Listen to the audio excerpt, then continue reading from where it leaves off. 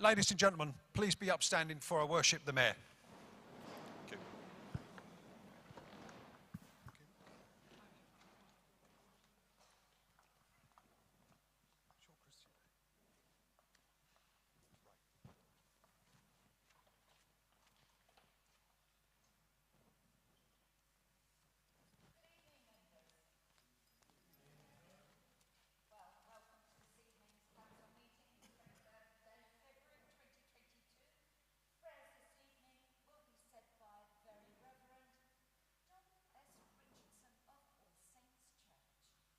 Thank you, Madam Mayor. On this day, we pray for the people of the Ukraine and for the world leaders as they try to embark upon peace in a torrid situation.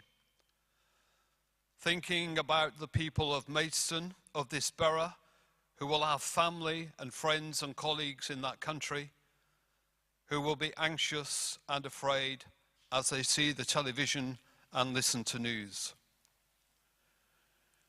We give thanks for the communities which we serve, for the wards of our boroughs, for the public services that we're responsible for. And we seek wisdom and discernment as we make decisions about budgets and council tax, about road safety and other issues, knowing that that guidance is always there if we but ask. So support us all the day long of this troublesome life, till the shadows lengthen and the evening comes when the busy world is hushed and the fever of life is over and our work is done. Then, Lord, in your mercy, grant us a safe lodging, a holy rest and peace this night, for your love's sake. Amen.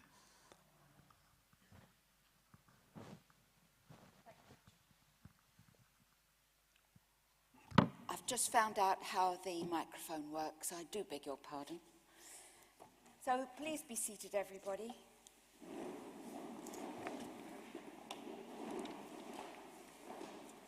I've got a low seat. I'll just update members on some housekeeping arrangements we have this evening. There are no scheduled tests, so in the event of a fire alarm, we will need to evacuate the building.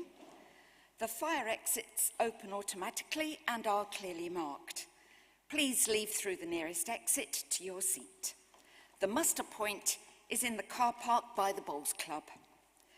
Toilets are located through either set of double doors behind me, then turn left, keep going until you reach the clearly signposted facilities, and please use the nearest doors if you need to access them during the meeting. Lastly, when you are speaking, please ensure that you use your microphone and then turn it off afterwards, which is not what I'm particularly good at. So let's all try hard this evening. Anyway, these proceedings this evening will be recorded by the council. Will anybody else be recording or filming them? I'm just asking so that people at the meeting will know that it's happening and for no other reason. So I can't see any hands going up. Right, so it's not being recorded by anybody else. Thank you very much, members. Going on to apologies for absence. I've had apologies from Councillors Daly, Councillor Heidi Bryant, Councillor Holmes, Councillors Cannon, Cooper, Fissenden, Mackay and De Wigadeen Shepherd. Are there any other apologies? Thank you, Madam Mayor. Councillor Richard Webb has done his back in, I'm afraid. Thank you, Madam Mayor. Councillor Louise Bryce. Yeah. Just arrived behind you, John. And so saying she's just appeared. Yeah, you're there. Okay, thank you.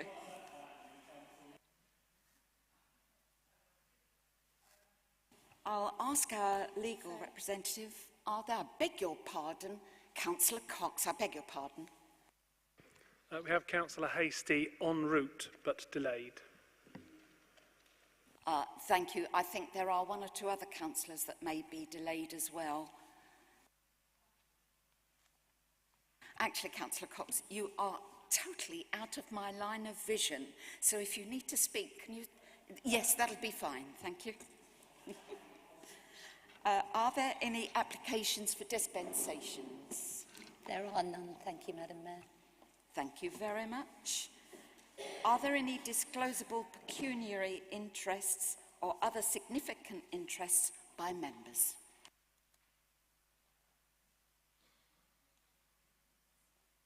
Thank you. Are there any disclosures by officers? Unusually this evening, Madam Mayor, yes there are. So we disclose an interest, all staff present, with respect to a report from the Democracy and General Purposes Committee relating to the pay policy statement for 2022. Thank you. Thank you very much. So are there any disclosures of lobbying? It's a quiet night tonight. Item 6.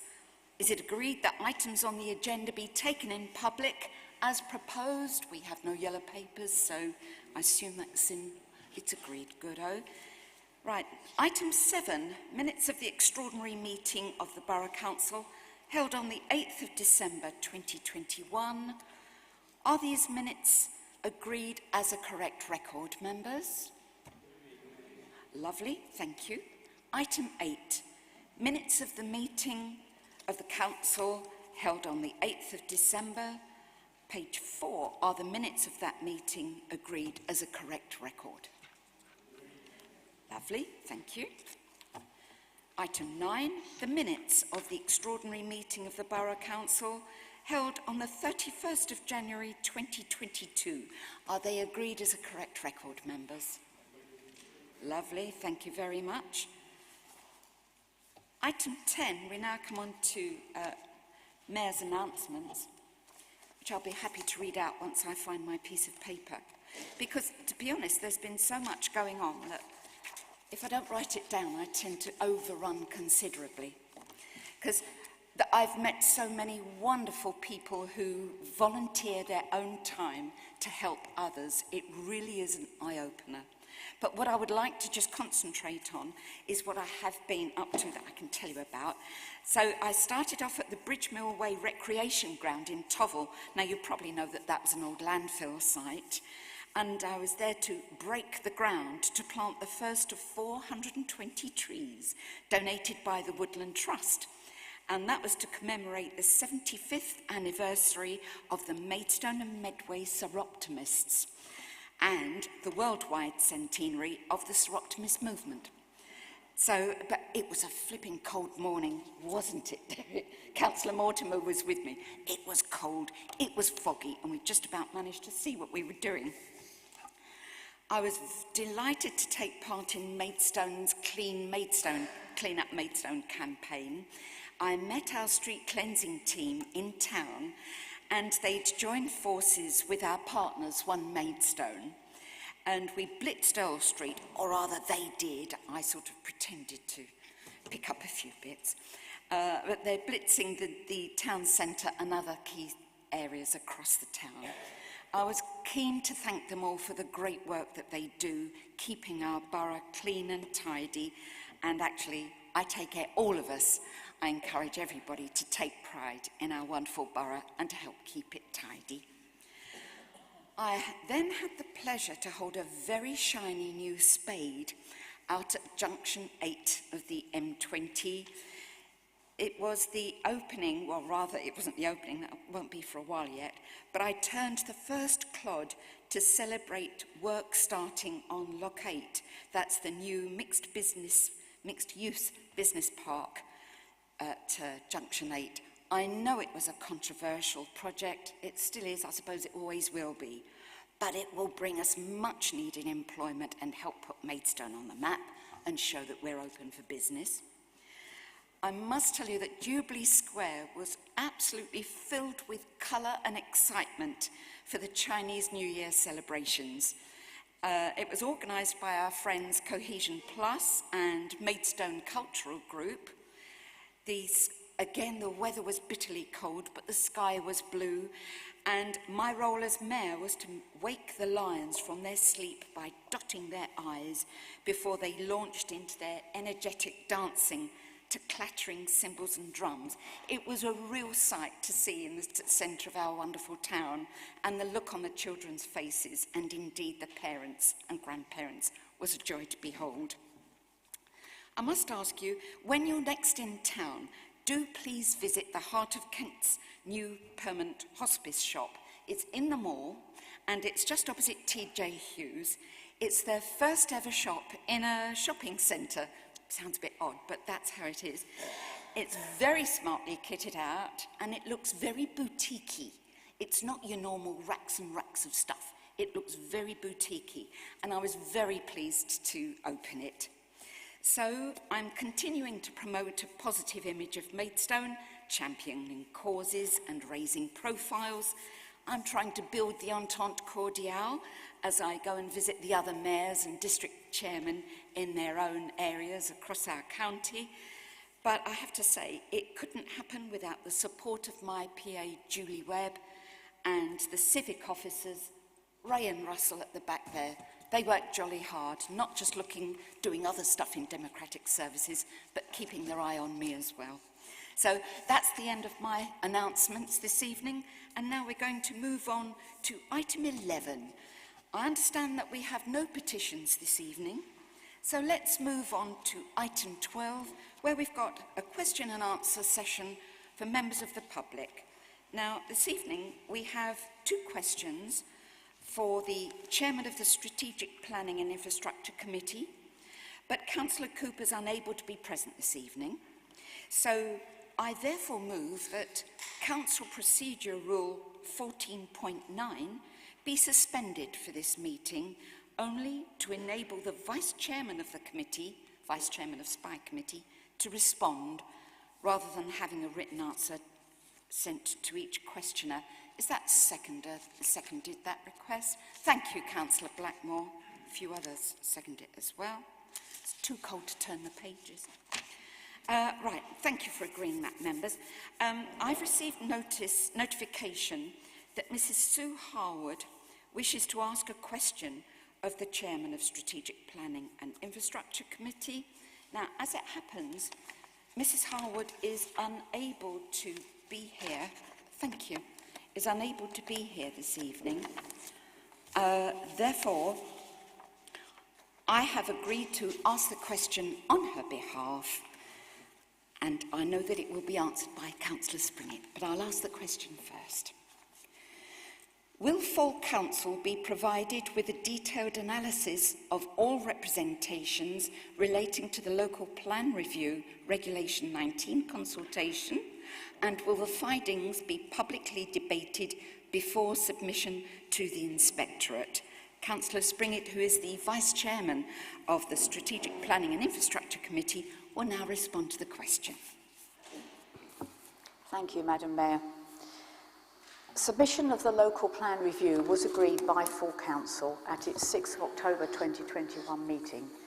It is therefore now for the Strategic Planning and Infrastructure Committee, rather than full council, to consider the necessary matters regarding the Local Plan Review prior to submission. A consultation statement providing consideration of the representations from the Regulation 19 consultation, including setting out the issues raised, will also be taken to the same committee.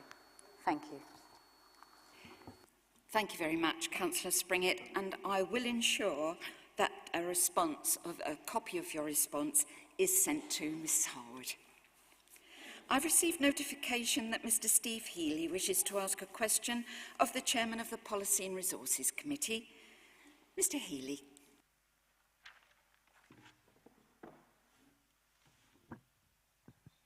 Is this on? Yep. Thank you, Madam Mayor. My question is it still your intention not to use compulsory purchase orders to secure the remaining land needed for your controversial Heathlands Newtown development at Lenham?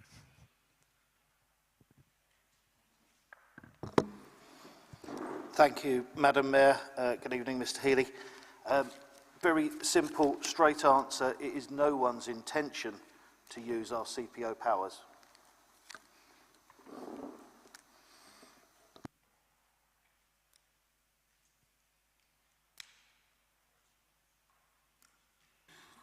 beg your pardon, I had to see to something rather urgently. So you've given your response. So now, Mr. Healy, forgive me, do you have a supplementary to ask? Yes, I do, Madam Mayor. Please go ahead. Thank you, Chairman, for that answer. According to reliable local reports, landowners continue to be threatened by agents acting on behalf of this council that unless they sign over their land, they will be compulsory purchased.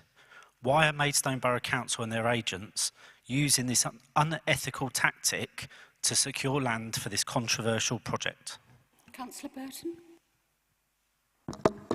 Thank you, Madam Mayor. Can I just... I didn't hear which report you referred to. I didn't, well, it was reliable local reports, so what the community are talking about, what landowners are talking about locally in Lenham. That might be hearsay then, Mr. Healy. I'll repeat my first answer. It is no one's intention to use our CPO powers. Thank you, Councillor Burton. Thank you. Thank you, Mr. Healy. I've now had notification that Ms. Kate Hammond wishes to ask a question of the Chairman of the Strategic Planning and Infrastructure Committee. Actually, I will also mention that Councillor Springett, I understand that you will answer the question, if that's all right. Thank you. Please proceed. Thank you, Madam Mayor. Given that a large number of respondents to the Regulation 19 consultation have yet to receive confirmation that their response has been included and analysed in the latest consultation, how can they be confident that their representation has been sufficiently accounted for in any modifications you may make to the local plan before submitting for examination at the end of March as you intend? Thank you. Councillor Springett. Thank you, Ms Hammond. The majority of respondents have now received an acknowledgement to their representation, given that they sent representations to the LDF team at maidstone.gov.uk email inbox, and this sends out automatic acknowledgements. In addition, those who sent letters in the post have also been sent postal acknowledgements. Some representatives will have set up accounts on the Council's Objective Representations portal and then submitted representations on that portal. So as long as they have ticked the box to receive further updates, they will have received an acknowledgement. In any case, officers will be uploading all representations onto Objective and publishing those representations before the 21st March 2022 Strategic Planning and Infrastructure Committee. At the point of publication, Objective will send an automatic response to those who provided their emails and asked to receive further updates. Thank you. Thank you, Councillor Springett. Ms Hammond, would you like to ask a supplementary question? Yes, please.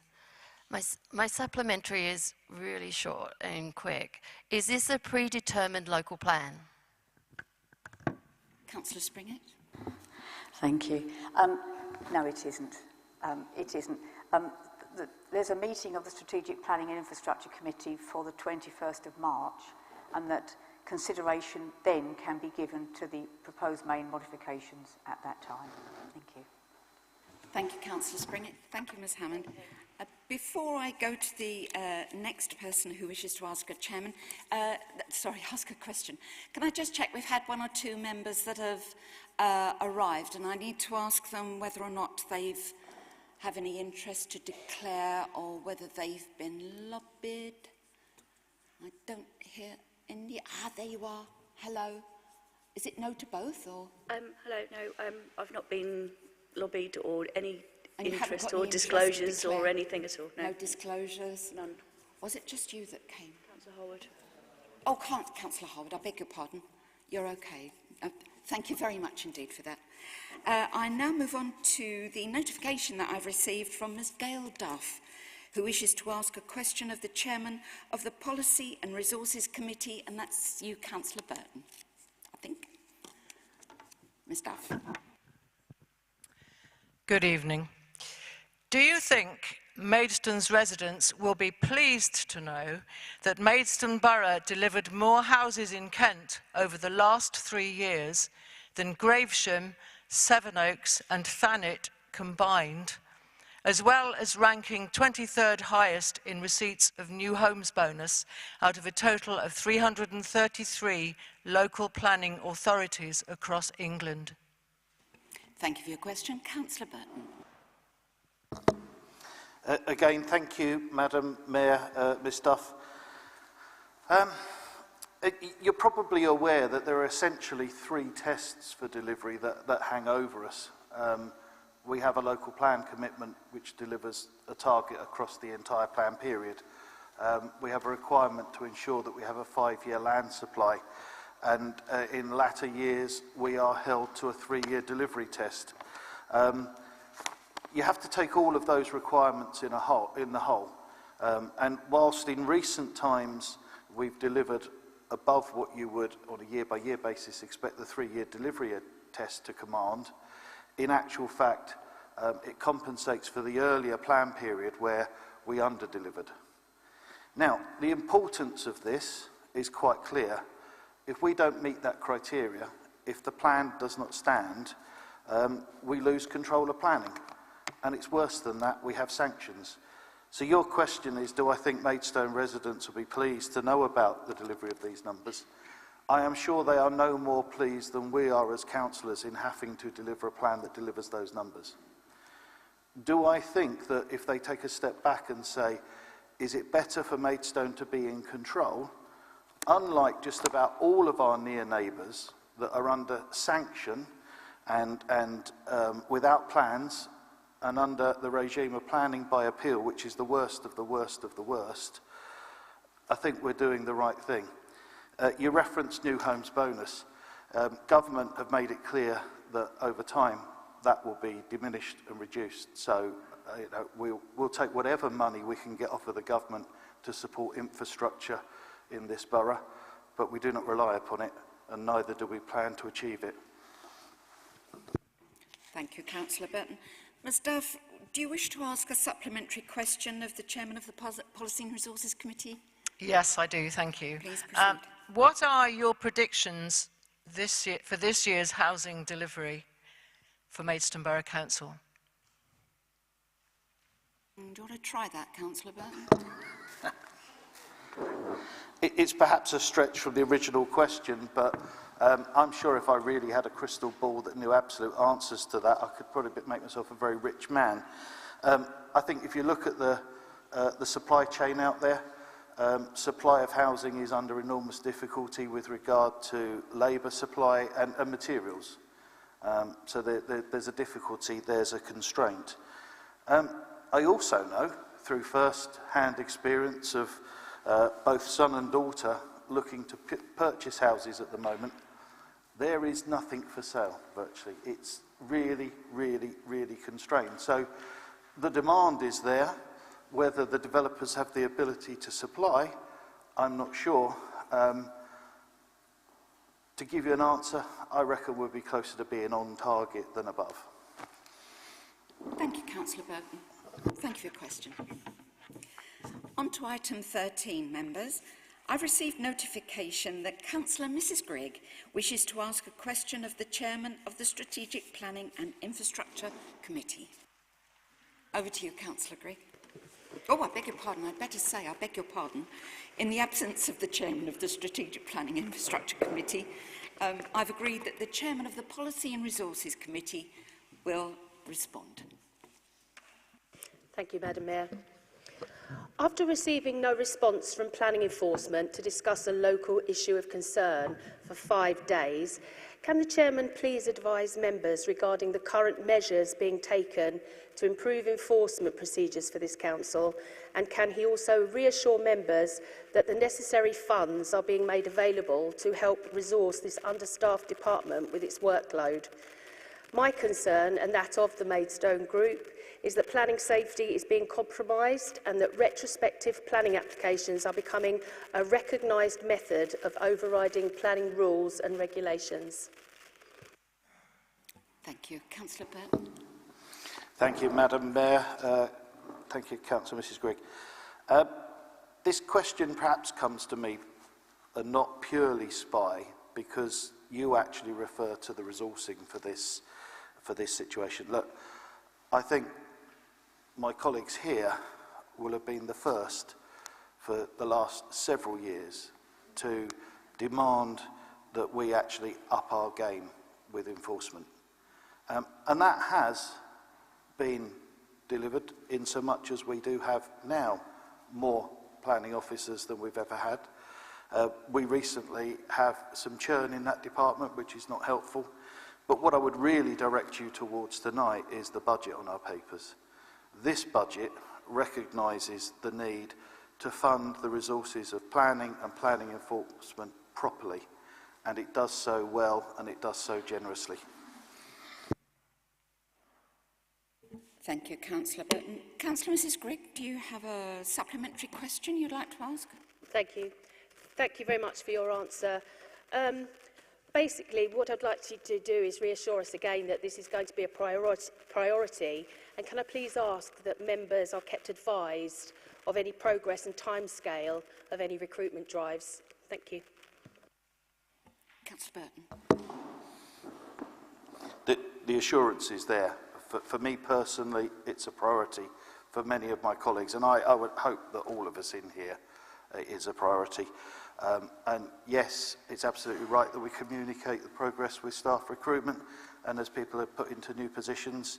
And I look towards our officers who nod and assure us that that will indeed happen. Thank you, Councillor Burton. And thank you, Councillor Mrs Grigg. I've received notification that Councillor Janetta Sams wishes to ask a question of the Chairman of the Policy and Resources Committee. Over to you, Councillor Sams. Thank you, Madam Mayor. At a recent meeting of the Policy and Resources Committee on February the 9th, a motion was agreed that most of the exhibition time for this Council's Heathlands proposal will be held in Lenham. There was a discussion regarding the security of the presentation in Lenham. Since that meeting, we now understand that 4 events are to be held, with only one of them at Lenham in the community centre. Could you please outline why this decision has been chosen as this Council's preferred option, contrary to a democratic vote taken at a properly constituted MBC meeting? And how hurtful and insulting this is on Lenham Parish Council, the Save Our Heathlands Group and Lenham residents who have consistently acted with decency and respect throughout this process. Thank you. Thank you, Councillor Sams. Councillor Burton. Thank you, Madam Mayor. First of all, I would be the first to recognise the decent actions and campaigning of the Save Our Heathlands Group and others associated to this. Look, we've made progress. There wasn't going to be an in Lenham event. We have got one arranged. These are the first of a series of events. I believe there will be a good number of further consultation events to be held in Lenham. So, I think the outcome will respect that instruction given so clearly by members at P&R. This is the beginning of a journey, the beginning of a process of consultation, and there will be, further ways in which it will happen in the future, and as many as possible will get my backing to be actually within the community itself. Thank you, Councillor Burton. Councillor Sams, would you like to ask a supplementary?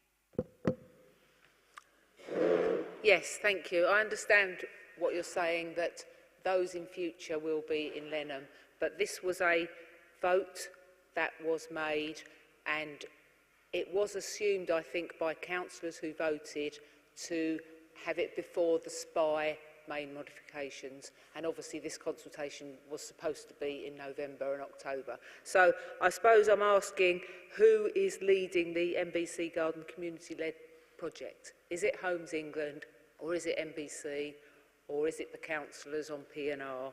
And why are we making it so difficult for the residents of Lenham? Have a go at that, Councillor Burton, can you? Thank you, Madam Mayor. Look, this is now in a collaboration agreement with Homes England, and it's within the delegation that the P&R committee have given officers and the agreement to the collaboration agreement. Every day we learn how to do things better. Ironically, I think that if we cancelled the 2 events that are going to be at the Great Danes, we'd all be more satisfied because it would seem that the focus is purely and simply on the event at Lenham. But that actually reduces consultation. And I think there is a point to be made that this early stage of the consultations relating to the overall strategic nature of this proposal are not confined in their interest purely to the residents of Lenham. So it is right to allow other communities of the borough to also have opportunity to participate. But, you know, I think you'd be happier if we cancelled 2 of the events, reduced the consultation, because in pure terms it would seem to respect the SPI decision more. But what I'm clearly saying is this is the beginning of a journey. There will be many opportunities and much time for discussion as this plan progresses. Thank you, Councillor Burton.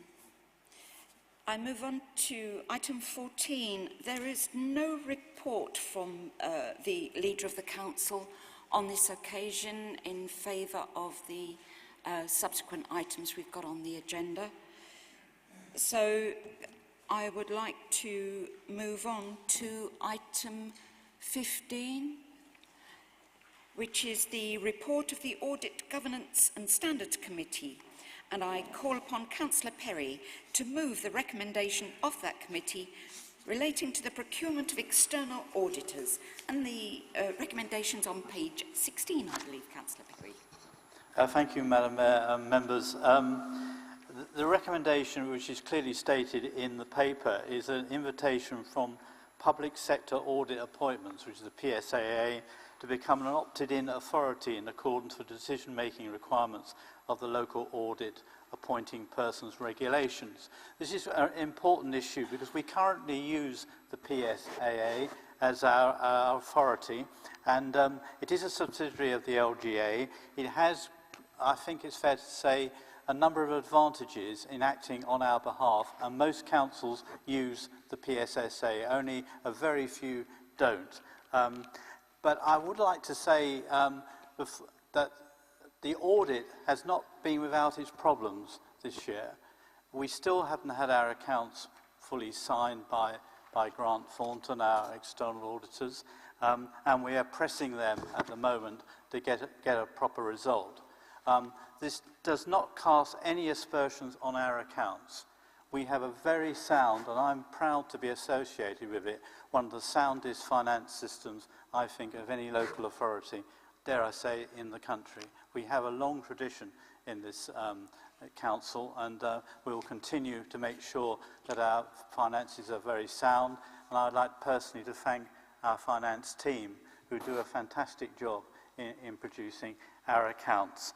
So I won't say any more on this. I think there are big advantages in staying with the PSSA, and I would like to commend the report to the Council and ask the Council's agreement to its recommendation to continue with its present arrangements by adopting the PSSA and accept their invitation to opt in to their procurement arrangement. Thank you, Chair. Thank you, Madam Mayor. Thank you, Councillor Perry. Now, is that seconded? Anybody like to second that? Oh, Councillor Rose. I nearly forgot. I beg your pardon. So, Councillor Rose has seconded it. Is everybody in favour? It's all agreed. Thank you very much, members. One moment, please.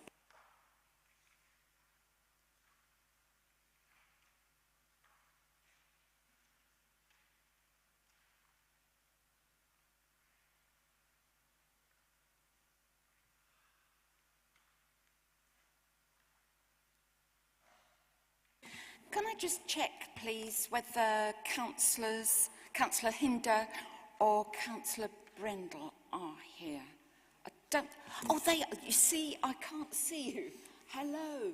Thank you for coming. You made it. I know that you were delayed. I was informed. Can I just check with you? Do either of you have any declarations of interest? Right. I'll ask you one at a time. Councillor Brindle, do you have any declaration of interest? Madam Mayor, I was here at the beginning of the meeting, as was Councillor Hinder. You see, I still can't see. What about Councillor Hinder? You were here.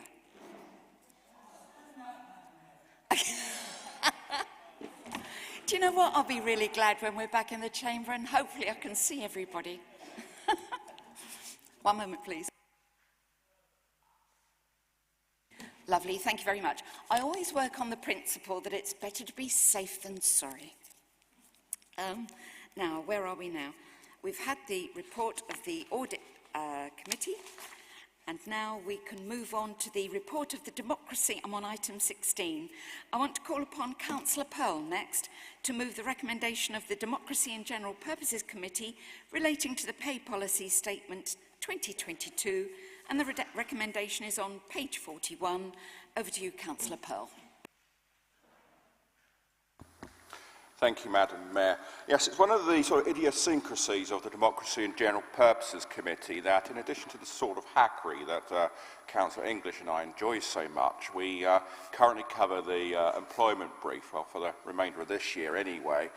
What I'd say is, in moving this pay policy statement, you'll be able to tell that a great deal of work has gone into this. So what I'd say, though, is the recommendation on the papers is that Council be recommended to agree the proposed pay policy statement. So I so move. Thank you very much. Is that seconded? Oh, I'll have Councillor Blackmore for a change. Thank you very much. Is the recommendation agreed, members?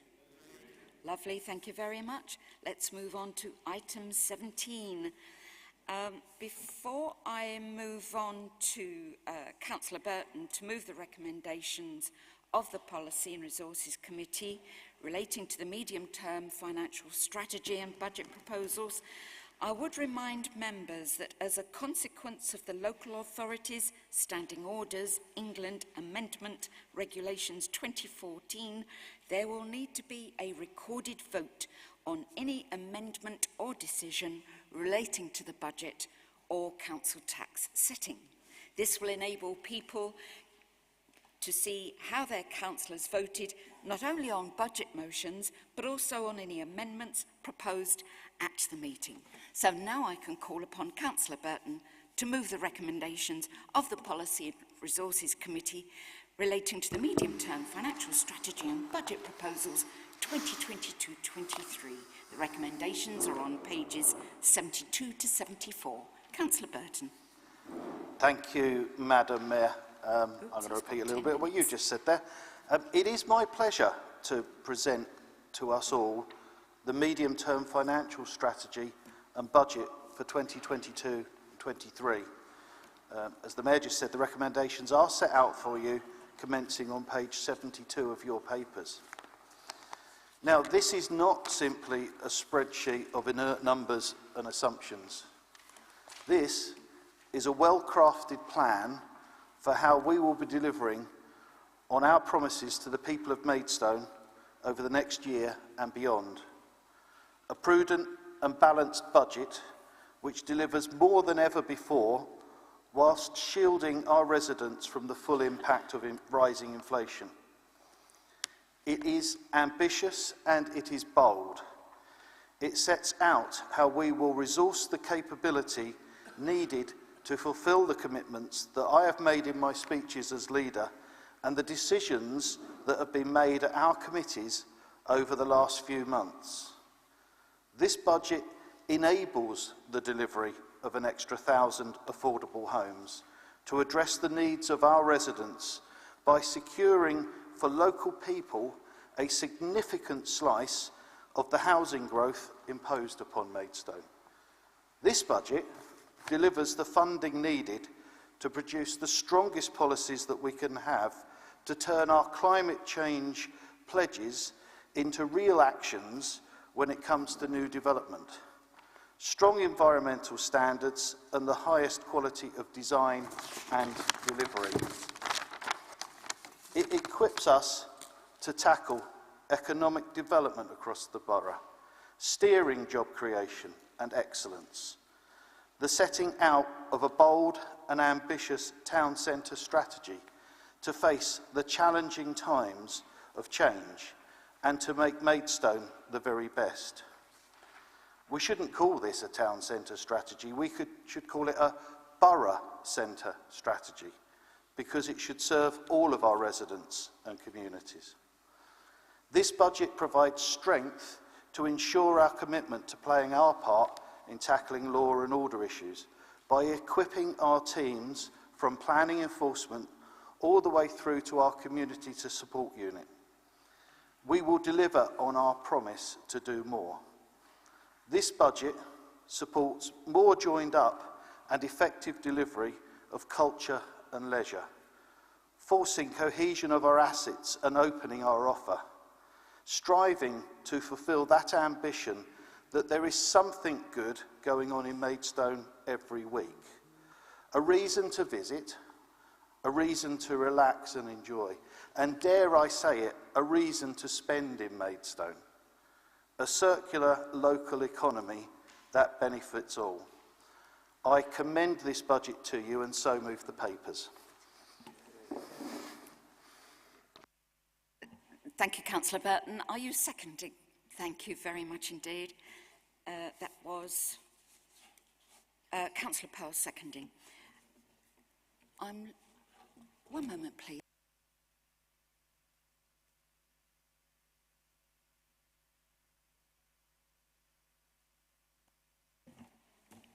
Councillor Harper, I'm sorry, I really could not find you anywhere, and I understand that you wish to move an amendment.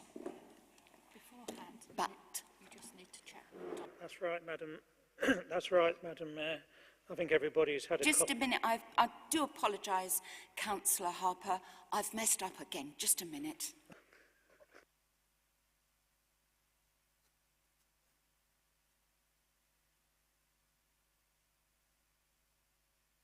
I beg your pardon. I still have my L plates, and by the time I know how to run the meeting properly, I will no longer be mayor. Councillor Pearl, do you wish to speak or reserve your right? I wish to speak, ma'am. Please go ahead. My apologies, Councillor Harper. Thank you, Madam Mayor. And it's certainly nice to sort of see finally a budget before us where the council tax lags inflation, and also quite pleasing, I must say, to see this £1 million towards developing proper planning policy and much needed town centre strategy. With my committee chairing hat on, though, and at risk of repeating some of what David's already said, what particularly pleases me, of course, is the massive uplift in the capital programme for the Chi brief. On page 113, you'll see that we're talking about 170 million over the next 5 years. That includes the 114 million for tackling the provision of affordable housing for local people. It also includes money to complete our acquisition of emergency accommodation. In addition to all of that, there is that near on £3 million over the next 5 years for biodiversity and climate projects. And with my other committee chairing hat on, there's also on page 89 some much needed additional revenue budget for increasing our valuable democratic services team, and I'm sure everybody will welcome that. I know it's not in the DNA of many of you to support what you perceive to be a Tory budget, but what we've tried to do this year is sort of take back control of this council for members generally. And so what we've got before us tonight, sort of at long last, is the chance as members generally to use this budget and this council to deliver on some of the significant priorities we share across the chamber for the residents of this borough, and that is why I'm urging you to support this budget tonight. Thank you, Councillor Pearl. Now I think, Councillor Harper, it could be your opportunity. I understand you wish to move an amendment. Thank you, Madam Mayor. Yes, I do wish to move an amendment, but to save time, I'll speak to the budget and then move the amendments in one go, rather than doing them separately. So I'd agree, whilst there are a number of positives in this budget, such as the creation of a permanent arts office or working budget, such as the follow-through on the commitment to the 1,000 affordable houses, we do have concerns on certain items. We wonder, especially after the events of the last week or so, whether, even though the inflation provision has been increased, whether it will be sufficient. We only have to look at fuel prices this week, which are starting to head up as a result of the crisis in Ukraine, and that's only going to go in one direction in terms of cost to this council upwards. We're also sceptical about the proposal presented to Policy and Resources that there should be a reorganisation of the senior leadership team at a cost of well over £150,000, when what is needed in our view is more people to actually do the work rather than policy and policy decision makers. You need people to actually implement the policies. We can, you can have hundreds of policies, but if there's no staff there to actually do the work, they won't be taken forward. We're also aware next year, there's the year after, over 2023-24, there's a £2 million budget gap, which requires cuts which have not yet been identified. So we just feel hiring more bosses now may well lead to more workers losing their jobs next year. Another point which the leader raised was about the Maidstone Town Centre.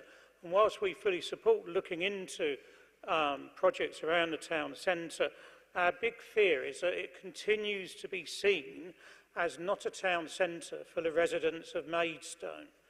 The residents of central Maidstone, it is their local town centre. It belongs to them as well as the wider borough, and they do not seem to be having their views placed at the top of the lists.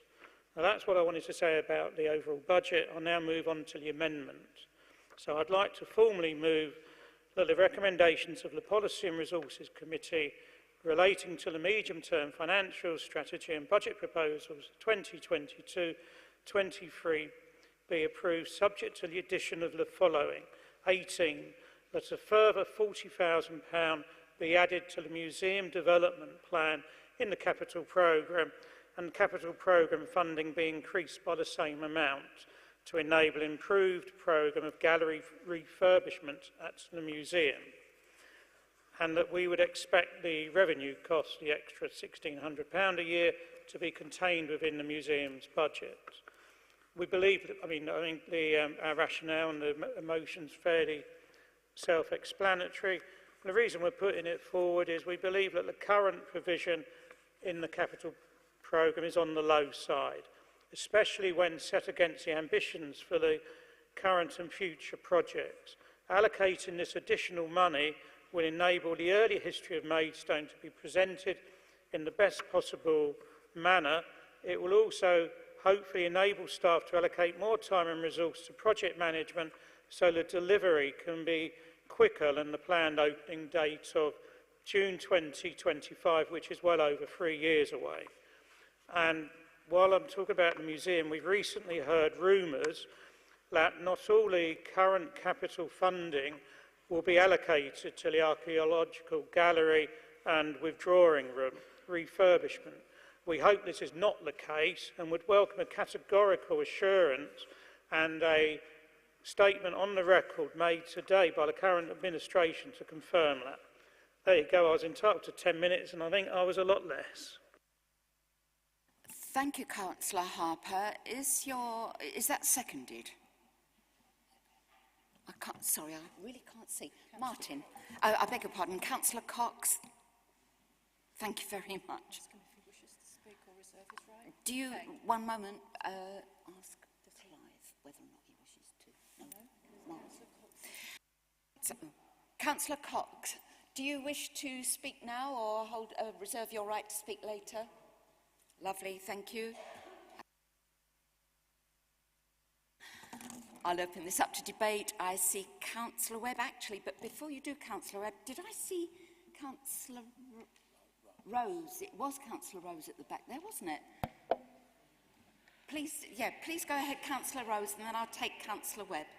Yes, I was going to second Councillor Harper, and just to say that before we were hit by the devastations of COVID, there were some wonderful plans that were presented to us in a really exciting briefing, which I think is going to be something that is so good for all people of Maidstone, of all ages, And so I'd really much second Councillor Harper's motion. Thank you.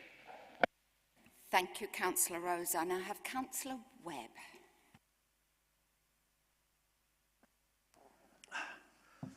Thank you, Chairman. I have to admit to being completely perplexed by this proposal, and I'd like to explain to councillors tonight why I have that perplexion. Like me, Councillor Harper sits on the Economic Regeneration and Leisure Committee, and for the past 2 meetings we've discussed the funding of the refurbishment of one of the exhibition rooms at the museum.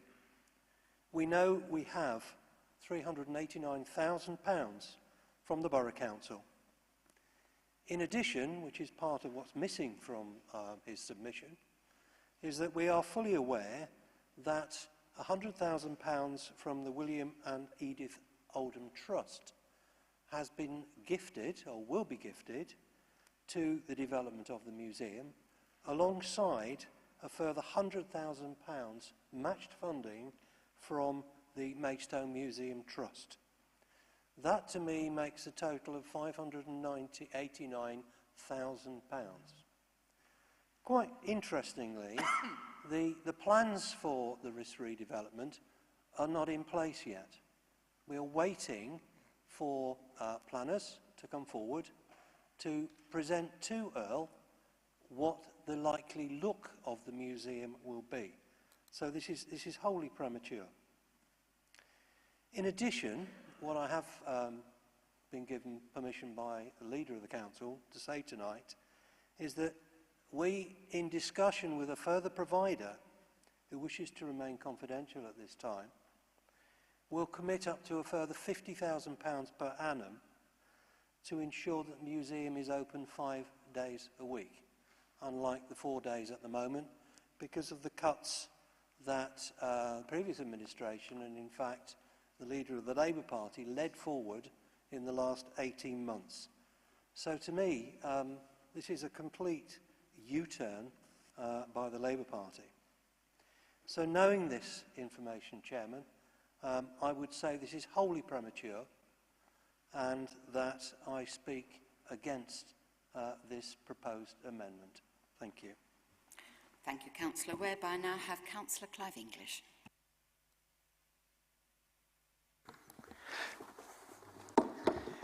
Thank you, Madam Mayor. Whether it's a U-turn or an S-bend or a change of direction, whatever, the fact of the matter is that I think everyone in this room, or at least I hope everyone in this room, accepts the fact that Maidstone needs to do more for the tourism, leisure, cultural sector, because that is the way that towns, boroughs are moving if they're going to have a vibrant economic heart to them, because we cannot rely on retailing alone anymore. So we have to do more.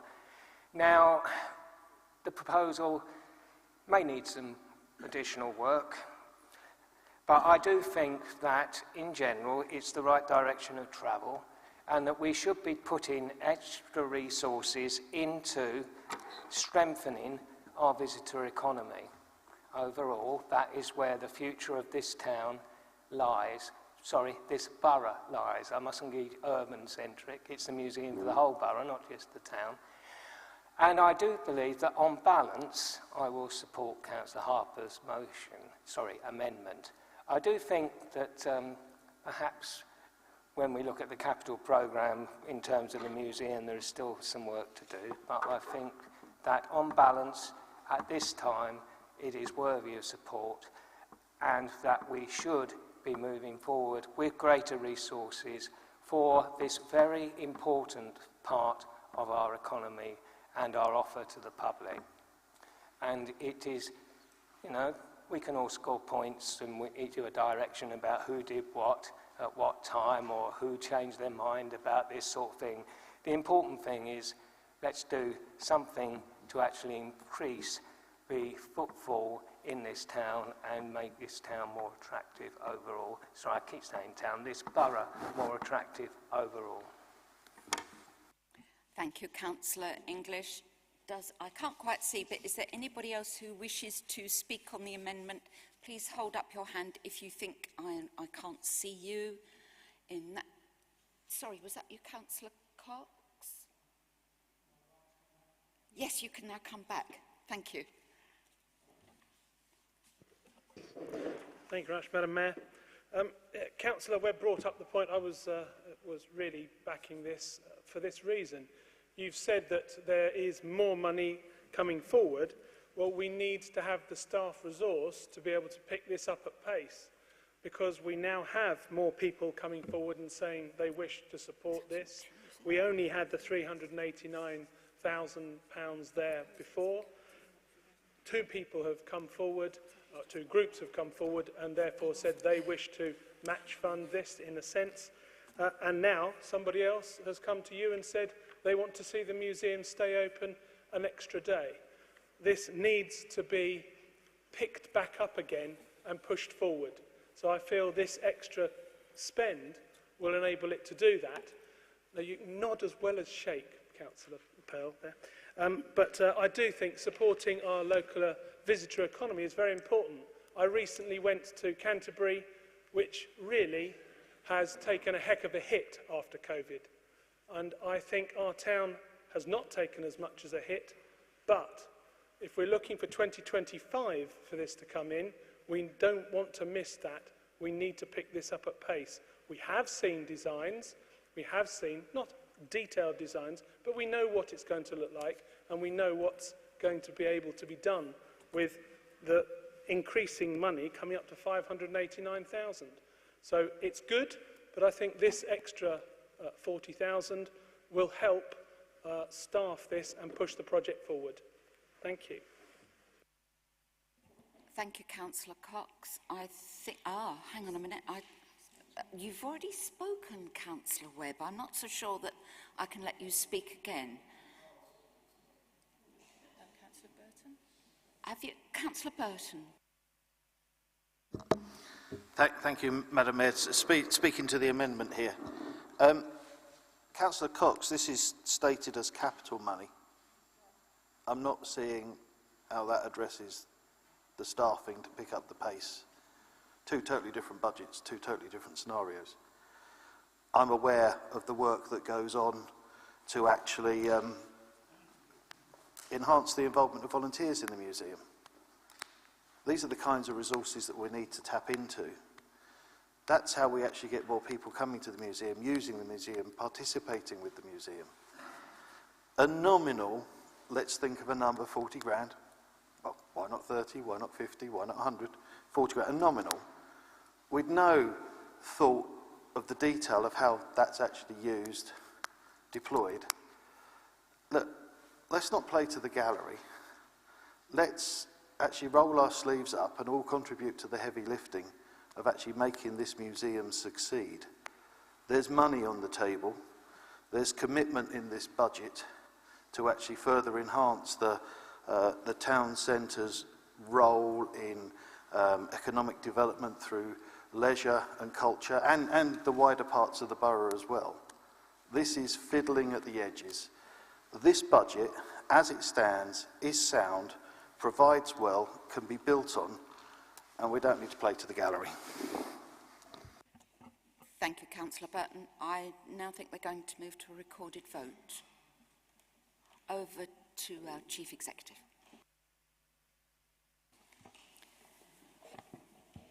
Good evening, members. So just as a reminder, the vote to be taken now is specifically on the amendment concerning the museum. So if I might start with Councillor Blackmore. Against. Councillor Bryce.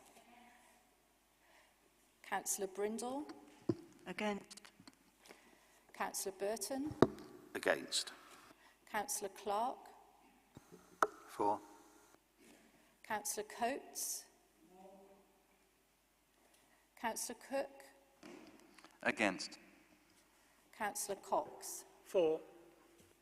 Councillor Cumming. Against. Councillor English. Councillor Eaves. Against.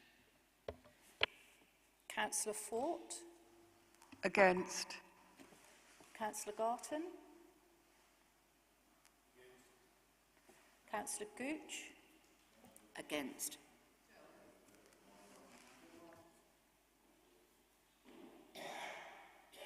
Councillor Grigg? Against. Councillor Harper? For. Councillor Harwood? For. Councillor Hasty? Against. Councillor Hinder? I think I caught that as against. Thank you. Councillor Joy? Against. Thank you. Councillor Cadker? For. Councillor Kimmins? For. Councillor McKenna? Against. Councillor Mortimer? For. For. Thank you. Councillor Munford? Against. Councillor Nagy? Councillor Newton? For. Councillor Parfitt-Reed? Against. Councillor Perry? Against. Councillor Pearl? Against. Councillor Ring? Against. Councillor Robertson? For. Councillor Daniel Rose? Against. Councillor Margaret Rose? For. Councillor Round? Councillor Russell? Against. Councillor Janetta Sams? For. Councillor Tom Sams? For. Councillor Spooner? Against. Councillor Springett? Against. Councillor no, I can never get this one right. I'm really, really sorry. Councillor Tubinsky? Against. Sorry. I'll try again. I've got 2 more attempts at this later. Councillor Simon Webb? Against. Councillor Wilby? And Councillor Young? Thank you.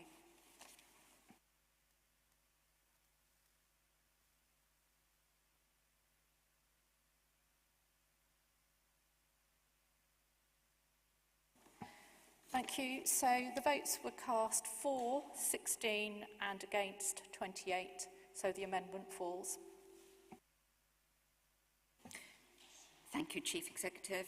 As that amendment has fallen, I now turn to Councillor English. I understand you have another amendment to make. Please go ahead. Thank you very much, Madam Mayor. Well, my group thought long and hard about what we should do, and we considered presenting an alternative budget. We did that a few years ago, and the then leader of the council prevented us from debating it, and I stood up, moved it, and there was no debate or discussion about it. I'm not sure that would have happened this time, but we were loath to spend as much time as we did on that alternative budget and then find out we weren't going to be allowed to discuss it. The budget that's been put forward has many good things in it. Let's not beat around the bush. There are good things in it. They are the product of discussion across party, across committee. I think we all in this council want to see more affordable, genuinely affordable housing. We do need to see more planning policy documents of a robust nature, which we've been sorely lacking in the past. And Councillor Mumford and I, for example, have been banging on about enforcement and about conservation area strategies for, well, since Dan Daly was a young man, and that was a long time ago. So there are many good things in this budget. On balance, however, we still have some significant issues that we would like to see addressed. Well, significant. We've got some issues we'd like to see addressed. In particular, that brings us to this amendment. We would like this council to, as I think the leader and everyone else does, move towards changing our remarkably good scores in terms of a climate change plan into climate change action. A particular example of that could be delivering on the promise that was made many years ago, in certain circumstances, of course, and we still have some way to go on this particular issue, of reverting a rather urban piece of kit back to the environment that it was, or perhaps improving on that environment. When the Park and Ride was put into Wellington Street, promises were made that should the Park and Ride service ever cease, and I still would like to see it come back, but we are not overly optimistic that that is going to happen. Should the Park and Ride service cease, that the landscape and habitat in this particular part of Moat Park would be reverted to its natural state with some degree of management. We are therefore taking the step of providing for the opportunity of this to take place should the Park and Ride service not be rescued miraculously. And I have to say the likelihood of that is looking sadly less likely all the time, and it gives me no great pleasure to say that, if only because of the issues that knock on from that towards our local plan, which does pose some interesting issues.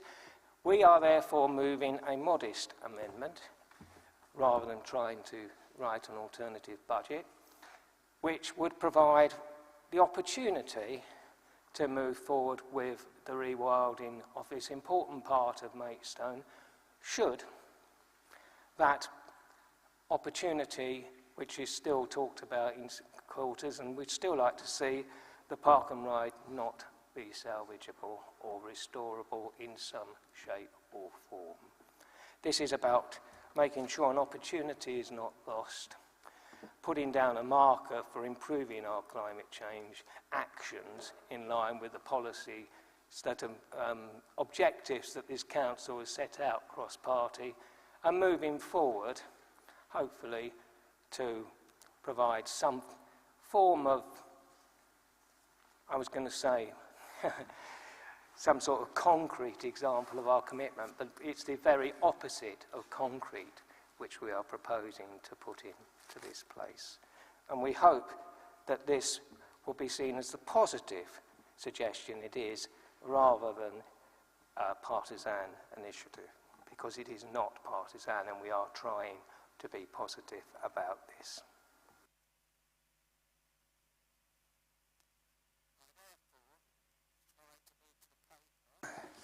Move the amendment is recommended that a further 70,000 be added to, sorry, I've completely missed the papers, gone completely missing here, and I do apologise for that. Here we are. It's recommended that 70,000 be transferred from general fund balances to contribute towards the potential rewilding of Wellington Street car park, should the Park and Ride service not be reinstated by the end of 2022. Thank you very much indeed. Thank you, Councillor English. Councillor Harwood, you would like to second it. Thank you very much. Do you wish to speak now or reserve your right? Thank you, Madam Mayor. If I may. As I think many colleagues in this council chamber who may or may not have been councillors at the time will recall that back in 1989, when the first Park and Ride went in at Wellington Street, the controversy there was amongst many residents, not just at the loss of the yew woodland and other deciduous woodland, which was at that eastern quiet side of Moat Park, but it also in relation to the principle. That development came hot on the heels of the leisure centre, and there was a real feeling that the park was being nibbled away. And I think at the time, the population was much lower and the footfall was much lower within the park. And I think a balancing act was undertaken. It was felt that the benefits arising from Park and Ride outweighed the loss of that relatively small area of woodland. However, in the intervening 30-odd years, things have changed quite a bit. The population has grown hugely. The density of development around Maidstone and the suburbs has intensified, and the value of Moat Park has been significantly increased for the people of Maidstone. When we were thinking about, what should we be moving, what's really, really important, we thought that if we are losing park and rides, it appears we do, and I understand there are changes in transport modes and so on, and that can be seen that the investment was becoming a challenge, that restoring that area of car park would be a really high-profile win in terms of stating that Maidstone is putting its money where its mouth is in terms of restoring tree cover, in terms of restoring the local environment. We understand totally that £70,000 is not going to do the work that's required. However, Woodland Trust, the Tree Council and others are looking for projects in Kent, and I think the restoration of what a quite urban environment back to woodland will attract grant funding. So I think what that £70,000 achieved is the studies and the work to understand how we do it. Then we can look at the grants in order to achieve that piece of work. And I just want to kind of put my support for this, and I think actually it will be a benefit not just in terms of climate change and biodiversity, but also in the compact that we got with the people of Maidstone, that we would do look after what is the People's Park. Thank you.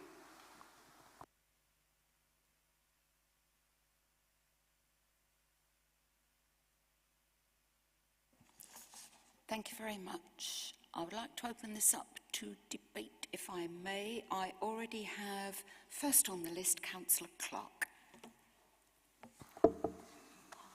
Thank you, Madam Mayor. I did just want to add slightly to the points that have already been raised. Something that came up at strategic planning was the fact that there is a short-term plan, a very short-term plan as such, where we can use this site for the mobile testing. It's not a revenue earner, but it's something which potentially could offset the security issues of leaving the site wide open in the very near future. The longer term plans that came to the committee were the notion of having this site as a car park for Moat Park. And I think if anyone uses the park regularly, they would realise that's completely not an area where there's desperate need for parking, certainly not the size of the park and ride, or potentially a market-based or market rent site for the TV studios for when they have events, so people can park there and make their way to the studio. Again, it almost feels like we're sort of trying to make something up for that site rather than actually have something which would be of genuine need or use. The real concern is the fact that at the moment we have initiatives, we're going out to other landowners and we're looking at sites. There's something we're endorsing as a council for rewilding, for planting native species. We've got one on our doorstep, a controversial site when it was made into a park and ride for clear reasons. There's that debate. You're basically paving over something, but at least Park and Ride has something which gives back to the borough. Unfortunately, the biggest concern that myself and my group have are that we can use this for a short term for mobile testing, long term to leave this as as a car park, and that becomes the use of this site long term is absolutely unacceptable. And even residents within that vicinity in Wellington Street will hear in horror the idea of people traipsing over from the studios to that site and traipsing back to the studios. It seems completely at odds with why we did this in the first place. So I will be supporting this amendment. Thank you, Councillor Clark. Excuse me, I have Councillor Harper, then Councillor Pearl. Councillor Harper, you're next. Thank you, Madam Mayor. The Labour Group's going to support this proposal. We think Moat Park, as we saw only last year with the Elmer Trail, how popular it's become during, and even more popular during the period of COVID, and also with the additional facilities which the council's been putting in, things like the Adventure Zone, which again are really popular. I think it's right that we look at rewilding an element which is no longer needed for its original purpose. If by any chance we can bring Park and Ride back by the end of the year, then as it says, this doesn't need to go ahead. But on the basis that's not likely to happen, a woodland or a wild area would be far more appropriate for it. And it could give us the opportunity for a community woodland. It could give us the opportunity to get residents of Maidstone involved in working on a collaborative project to actually wild up an area and to plant a community woodland at the time when we're being urged, obviously, of the Queen's Jubilee to be doing such things. So the Labour Group will fully support this. Thank you. Thank you, Councillor Harper. I've got Councillor Pearl, then I've got Councillor Burton and Councillor Russell. So Councillor Pearl, over to you. Madam Mayor, there seems to be a tendency tonight to move completely unnecessary amendments and to sort of try and increase funding for things we've already increased funding for. Earlier we had a proposal for an extra 40,000 for something we'd already found a thick end of 600k for. Now we've got a proposal to add 70k to something which in the budget we've put together. I mean, we've got 2.9 million set aside over the next 5 years for biodiversity and climate projects. Now, it's not for this council to decide tonight the future of the Wellington Street site, because the matter's not on the summons. But the budget is, the money is there in the capital programme to give, whether it's the SPY committee or whatever committee now then picks up the issue of the future of the Wellington Street site. This budget gives them the complete freedom of action to spend that money should they so wish. And on that basis, ma'am, I will be opposing the amendment. Thank you, Councillor Pearl. I have Councillor Burton next, please. I think my colleague has set out substantially the matter extremely well, but let's think a little bit more deeply about this. Largely the group opposite were the ones that most rigorously opposed the situation that we find ourselves in. And yet they want to set a guillotine of what's only less than a year, after which there's no going back in this motion. The matter of the future of this site is yet to be considered properly and decided. It might be to support events in the park, events parking, as an example. You know, there's lots of other possibilities. And, you know, I fully appreciate, I'm the first one to say how intensified the pressures on Moat Park have become, how our residents are using it more than ever before. And actually, it's time to stop looking at our toenails and actually look up a bit and start thinking about Moat Park 2, not one little corner of what we've already got. You know, if we were going to put £1 million forwards for something, you know, to give more access, more facility, more community woodland, that's where I am, looking for Moat Park 2. Not, once again, I'm afraid to say, playing to the gallery, trying to force a premature decision and put a guillotine on a situation. You know, there may be sustainable travel options that are yet to be thought of that may well use this site. You know, it's not so long ago that the people here were promoting electric scooter schemes, for an example, or electric cycle schemes. We don't need to close the door on this yet. So I am firmly against this motion. We don't need to fiddle with the edges of this budget. The money is well provisioned to follow through on biodiversity, climate change ambitions. And if we're looking at Moat Park, stop looking at our toenails, start thinking about Moat Park 2. Thank you, Councillor Burton. Councillor Russell. Thank you, Madam Mayor. I just thought it was important to revisit what the Strategic Planning and Infrastructure Committee actually said We agreed on some short-term options for this site. We also asked the officers to go away and consider long-term options for the site. I think it's premature now to have decided the avenue that we're going to take. This is one of those options, but the options need to come back.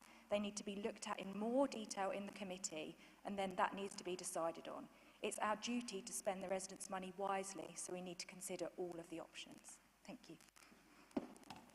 Thank you, Councillor Russell. Are there any other speakers that I haven't seen? In that case, back to the recorded vote, members. So this is the amendment proposed by Councillor English concerning Wellington Street car park. I can see you're champing at the bit. Councillor Blackmore. Against. Councillor Bryce. Against. Councillor Brindle. Against. Councillor Burton. Against. Councillor Clark. For. Councillor Coates. Councillor Cook. Against.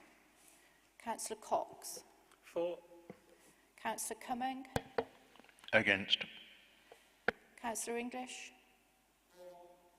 Councillor Eaves. Against. Councillor Fort. Against. Councillor Garton. Councillor Gooch. Against. Councillor Grigg. For. Councillor Harper. For. Councillor Harwood. For. Councillor Hasty. Against. Councillor Hinder. Against. Councillor Joy. For. Councillor Cadker. For. Councillor Kimmins. For. Councillor McKenna. Against. Councillor Mortimer. For. Councillor Munford. Against. Councillor Nagy. For. Councillor Newton. I'm going to abstain. Thank you. Thank you. Councillor Parfitt-Reid. Against. Councillor Perry. Against. Councillor Pearl. Against. Councillor Ring. Against. Councillor Robertson. For. Councillor Daniel Rose. Against. Councillor Margaret Rose. For. Councillor Round. Councillor Russell. Against. Councillor Janetta Sams. For. Councillor Tom Sams. For. Councillor Spooner. Against. Councillor Springett. Against. Councillor Trubinsky. Against. Councillor Simon Webb. Against.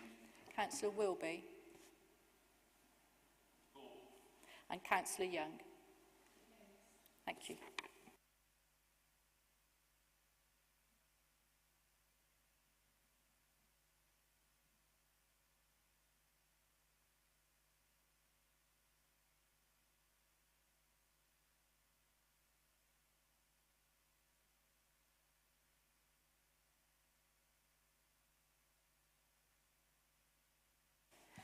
So thank you very much. And so the votes cast for, 17, against, 26, and an abstention, and that means that the amendment falls.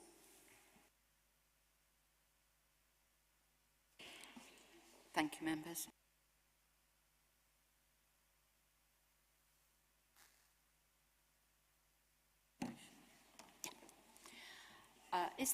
Does anybody wish to speak on the substantive motion as it originally stood, the recommendations on pages 72 and 73?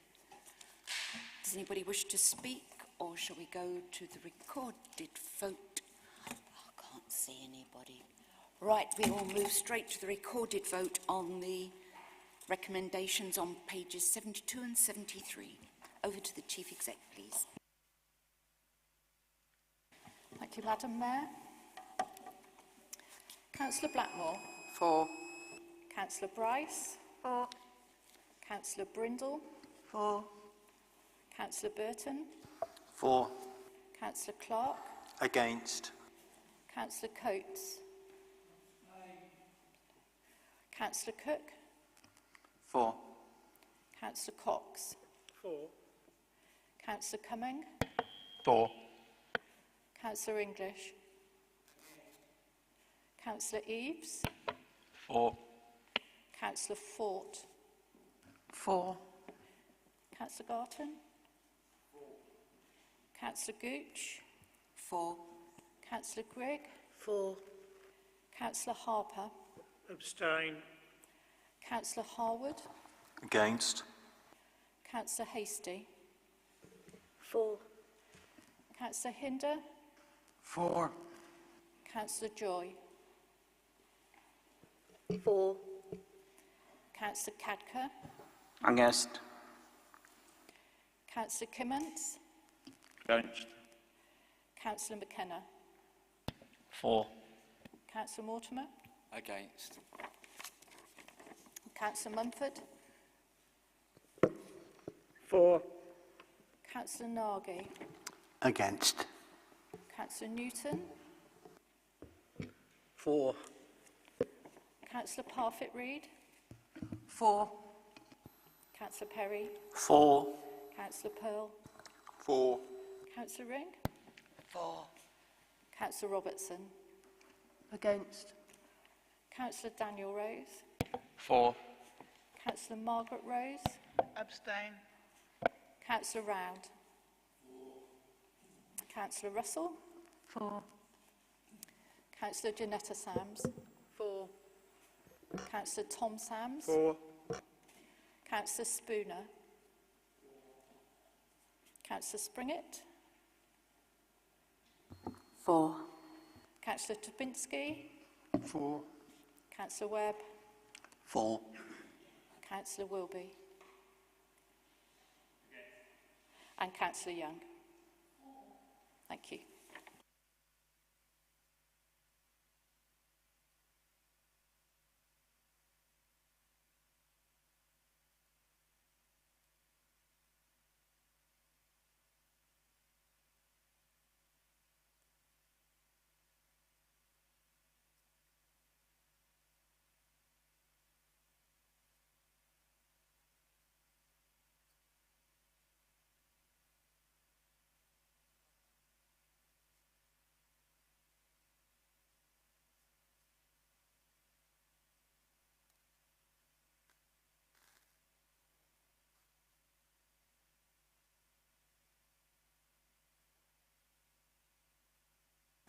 Thank you for your patience. So the votes cast were 33 for, 8 against and 4 abstentions, and so the motion is carried.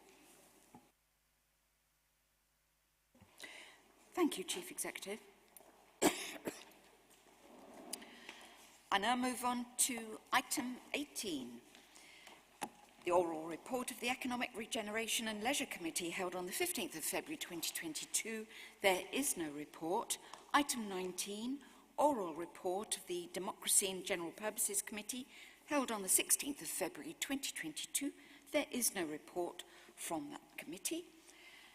Item 20 is the notice of motion from Councillor Janetta Sams to move her motion relating to 20-mile-an-hour speed limits. Over to you, Councillor Sams. Thank you, Madam Mayor. I'd like to move the motion. I won't speak for long, because I know some others may wish to take part in the debate and that time is needed.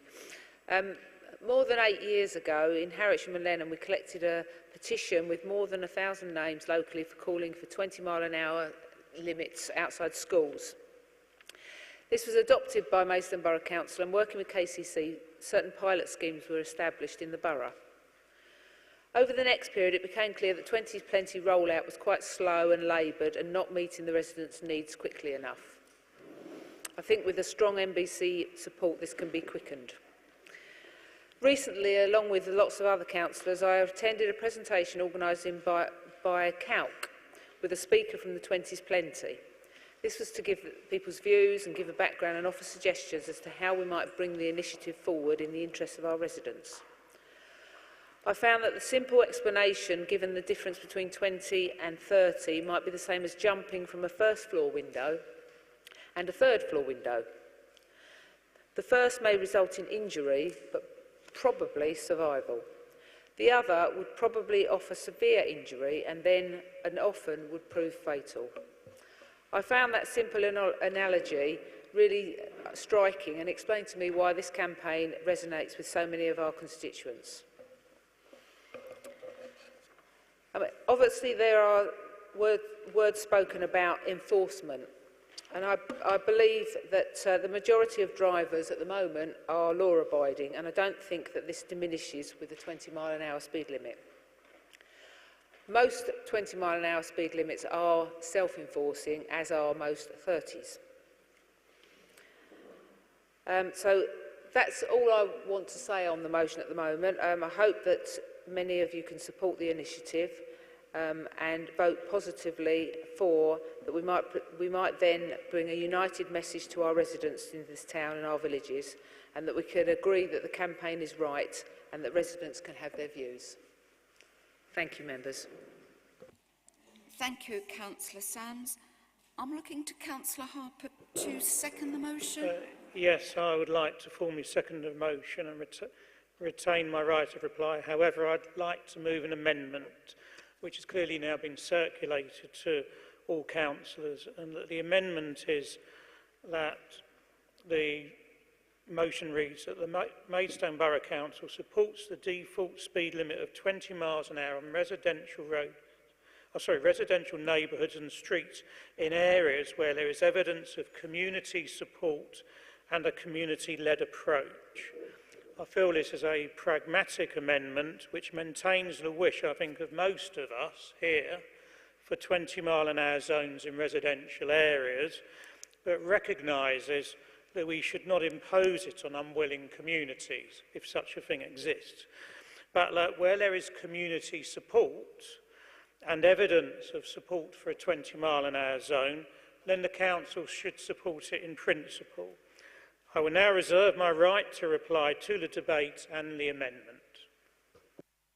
Thank you. One moment, please. I need to ask Councillor Sams whether or not she's prepared to accept that amendment. Yes, I will accept that amendment. Right? Thank you.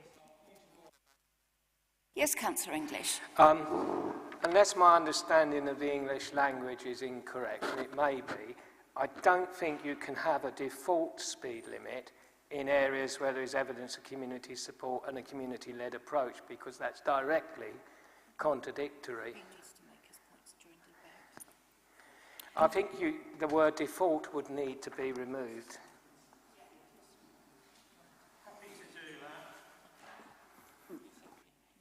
Yes, you're happy to do that, and Councillor Sams, you're happy to remove the default word. Okay, thank you very much. In that case, I have people who wish to speak, and first of all... Oh, oops, wait a minute. I beg your pardon. Before anybody else speaks, I understand, Mr. Stuart Jeffrey, you have actually given us notice that you wish to speak. I beg your pardon. Please come and speak to this item. You can speak for a maximum of 3 minutes. Thank you. Portsmouth, Westminster, Wandsworth, Southend, Liverpool, Witney, Leeds, Bradford, Perth, Faversham, Tunbridge, Brussels, Milan, Parma, and even Wales. Great examples of places that have one thing in common: the agreement for 20-mile-an-hour speed limits by default on all residential roads. These are places where it is or will become safer to walk and cycle, places where community is strengthened. Maidstone is a great place, so why is Maidstone not on this list? Why is Maidstone not a leading light in the building of community and of safe travel? I live in a 20-mile-an-hour zone, but if I drive just 5 minutes to my friend's house, I pass through a 20, then a 30, and back into a 20 zone. It's confusing for me, and I'm passionate about 20-mile-an-hour limits. People will struggle to keep track unless there is consistency. It is consistency that will bring real benefits to the borough, not the piecemeal approach that we currently have. 20 by default is pivotal for true success. Piecemeal is a poor substitute. Councillors, please stop listening to the small minority of people who prefer to drive at dangerous speeds in residential areas. Study after study has shown that 20 limits have the support of the vast majority. 70% of people support 20-mile-an-hour speed limits on residential roads. Costs are low, £3 a head, and they provide value for money 7 times greater than physical speed calming. It's not all about speed bumps. Gains are impressive, 20% reductions in crashes. Lower speed limits become the foundation of local active travel, community connection, noise reduction, air quality, and duty of care strategies all benefit. Wide area 20-mile-an-hour limits are popular and bring economic, social and environmental benefits. And it's not like Maidstone has an air pollution problem, is it? We have some 20-mile-an-hour zones in the borough, some villages and some parts of the town, but there is no consistency, no clear message to drivers that says, people live here, slow down. In this borough, we do not more than 20 on our residential streets. The piecemeal approach is confusing and it doesn't deliver the full rewards that 20 by default brings. Maidstone needs to get to grip on its roads. The best time for Maidstone to have demanded a default 20-mile-an-hour limit was when cars were invented. The next best time is now. Thank you. Thank you, Mr. Jeffrey. I consider that it's convenient and conducive to the dispatch of business that this motion is dealt with by the Council today. I have a few people who wish to speak, and I begin with Councillor English, followed by Councillor Burton. Councillor English. Despite my slight nitpicking earlier over the English language, I do actually believe that a wide implementation of 20-mile-an-hour speed limits on our residential roads is long overdue. Of course, one of the main barriers to that in the past has been the attitude towards enforcement of our brethren in the police force. The regulatory environment is changing rapidly. Whilst there's no direct relationship to 20-mile-an-hour speed limits, those of us who follow these things note that Schedule 6 of the 2004 Highways Act is moving towards implementation and the County Council is looking at designation. Now that doesn't directly affect 20-mile-an-hour speed limits. What it does show is that the winds are shifting in terms of the regulatory and enforcement environment, and that we can probably expect less resistance from our partners going forwards with such proposals. Now, my fellow ward councillors will remember that there was a large support demonstrated for a 20-mile-an-hour speed limit in my own ward, and there are many other areas around in Maidstone.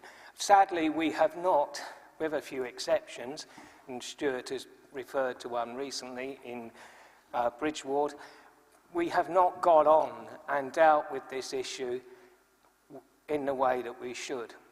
We have an opportunity to reset the clock and to move forward where communities support the proposals, and I think that will be very easy to evidence. We've got the evidence. Some of it, sadly, has been mired in procedure for, well, I think in the case of the Hale Road proposals, for about 6 years. So we need to get on with this and set some measurable and achievable goals, and I think cross-party we can actually get on and do that. The environment has shifted. These are now more achievable than they have ever been in the past, provided the community is supportive, I think, and that will be very easy to evidence. We should move forward with these at a reasonable speed of about 20 miles an hour. Thank you, Councillor English. I have Councillor Burton. After Councillor Burton, I've got Councillors Clark, Bryce and Hasty. Councillor Burton. Thank you, Madam Mayor. I'll try and keep this short. I think we're on the same side here, which make a nice change for the evening. I'm grateful to the councillor opposite for actually putting forward the amendment. Must have been all of that telepathic thought, or maybe even blunt hints that were conveyed from this side during the day. Look, one of the obstacles has been getting police support for these things.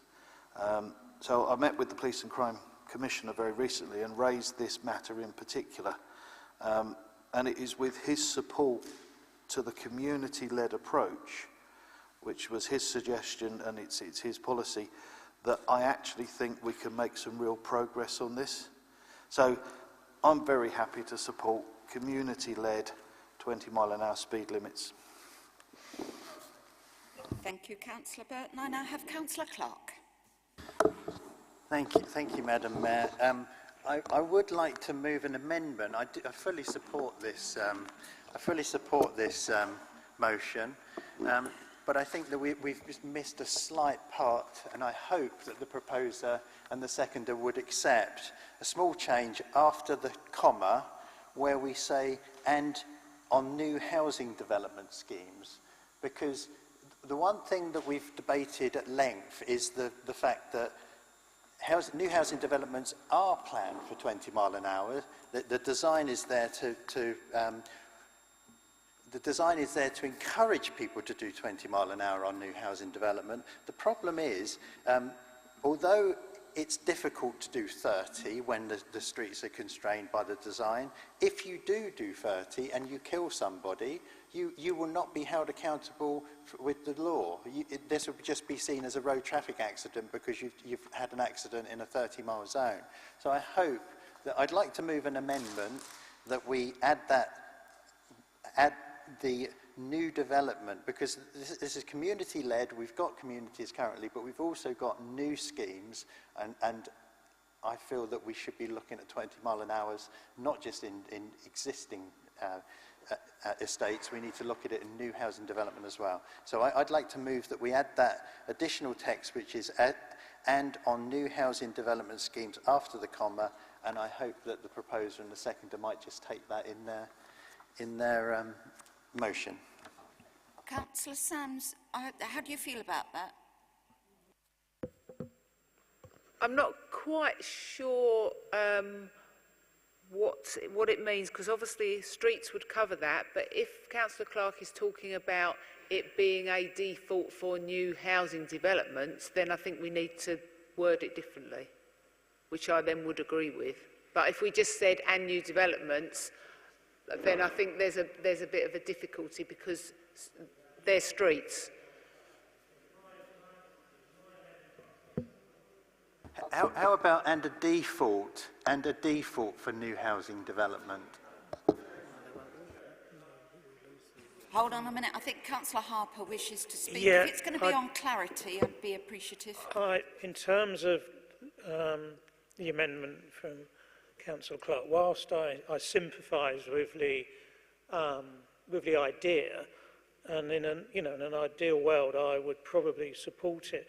I'm just thinking, in terms of tonight, the leader of the council has already expressed his support for the amended motion, as I'm suggesting tonight. And if in new developments there's community support again, then that would sort of meet the criteria we're suggesting. I'm concerned on putting any further caveats which either Kent County Council or other authorities may use as wriggle room not to do it. I'd like to keep it just very, very clean and straight. So I'm not that supportive of that additional amendment, I'm afraid, tonight. Thank you, Councillor Harper. One moment, please. I think we're going to treat this as a formal amendment. So, Councillor Clark, have you got a seconder for your suggestion? Madam Mayor, I think I'd be willing to remove the amendment at this stage and pursue it by other means. That's very helpful. Thank you, Councillor Clark. Okay, I've got a few speakers. I've got Councillors Bryce, Councillor Hasty, and then Margaret Rose. So, Councillor Bryce, over to you. Oh, and Councillor Perry. Right, thank you very much, Councillor Bryce. I move on to Councillor Hasty. Same as Councillor Bryce, my points have been covered, and with the amendments and things, I've got nothing else to add. Thank you very much, Councillor Hasty. Councillor Rose. Margaret Rose, I beg your pardon. Thank you, Madam Mayor. I'm just speaking to support the notice of the motion, and it seems quite ironic, really, that on my way here this evening, I was actually witness to a very nasty road accident on the Sittingbourne Road. Police ambulance, which caused me a detour, but obviously that's nothing compared to what happened to, as I understand, a woman who was seriously hurt and taken in an ambulance. I do not see how we can possibly turn our backs on thinking of, whenever possible, a 20-mile-an-hour limit. It gives motorists a better chance. It was obviously coming here this evening, so it was dark. It's in an area where I live, and I often see children crossing the road with their parents to go to school. And also, as we know, in our roads, cars are parked, children come running out from outside, from the sides of the roads, and I think it's very important that motorists are underlined to take as much care as they can, and I think a 20-mile-an-hour limit is something which is helpful and puts up that probation of not going too fast on these roads. That's very important, and as I say, it comes particularly strong to me at this very moment after actually witnessing a road traffic accident in which I was told a woman was seriously hurt. So thank you for that, Madam Mayor. Thank you, Councillor Rose. I have Councillor Perry. After Councillor Perry, I have Councillors Harwood, Councillor Tom Sams, Councillor Garton, and then I think I'd like to draw it to a close. But Councillor Perry. Thank you, Madam Mayor. Yeah, what I can support in this amendment is the fact it's community-led. I think this is absolutely crucial to the amendment. And in fact, actually, parishes do have this facility anyway. A parish can apply for parts of its area, if it wants for a 20-mile-per-hour speed limit, to Kent County Council. So in a sense it's already there, but it is community-led, and I think that is the crucial thing, and that's why I can support this particular amendment. Well, I was quite amused to hear about the examples of various cities and towns that have 20-mile-per-hour limit, and Brussels was mentioned, a city that I'm very, very familiar with. I wouldn't trust driving around Brussels and relying on 20-mile-per-hour speed limit in Brussels. Even the Belgians themselves make jokes about Belgian road manners. So, but that's just an aside. I do think that the community-led is very important, and I think that's a well-made amendment. Thank you. Thank you, Councillor Perry. Councillor Harwood. Thank you, Madam Mayor. I think undoubtedly the tectonic plates at Kent County Council, the Highway Authority, are shifting in terms of their support for 20-mile-an-hour zones. So I think now is the right time, I think, to raise this wider issue. And I also think that this is about behavioural change as much as anything else. I mean, in the past, you know, drinking and driving was seen as normal. People didn't wear seatbelts. I think now people understand that driving at high speed in residential areas is unacceptable because of the safety and quality of life issues. So I think we do need to start actually getting these measures into place. And it's nothing new. I was born and bred in Weavering Street, and I can still remember the signs, which were 8 miles an hour. There were 8 mph in a red circle, and that was what was seen as slow, you know, a relatively few years ago. So I fully support the motion as is placed tonight. Thank you. Thank you, Councillor Howard. I have to say, under my breath, I said, my goodness, I didn't know you were that old. Goodness. It was meant in jest, believe you me. I've just... yeah, okay. I've got Councillor Tom Sams next. Councillor Sams. Thank you. I'll be very brief, as sitting this end of the hall is pretty cold, and I've noticed overcoats are now becoming very popular. The amendment gives encouragement to residents that they can make a real difference in their communities, and to finish off very quickly, I'd like to thank Stuart Jeffrey, sitting over there, and thank him for his enthusiasm and his tenacity on this over many, many years, and making something which a few years ago was seen as being a bit radical. Really, it's now mainstream, and I'm quite heartened by the debate tonight. Thank you. Thank you, Councillor Sams. Councillor Garton.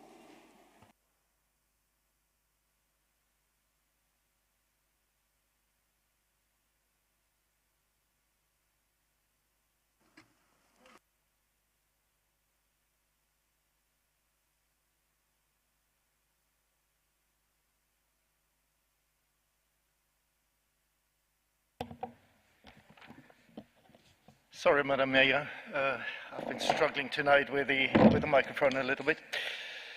And I'm glad I'm the last speaker on this one here. I heard this evening members of the benches opposite just play into the gallery. I see this, and I'm not talking here entirely, I'm not interested about the 20 mile an hour limit. I am partially for it, I'm partially sometimes against it if it's on scientific reasons. However, I think this is the most useless motion because it insults my integrity as a borough councillor.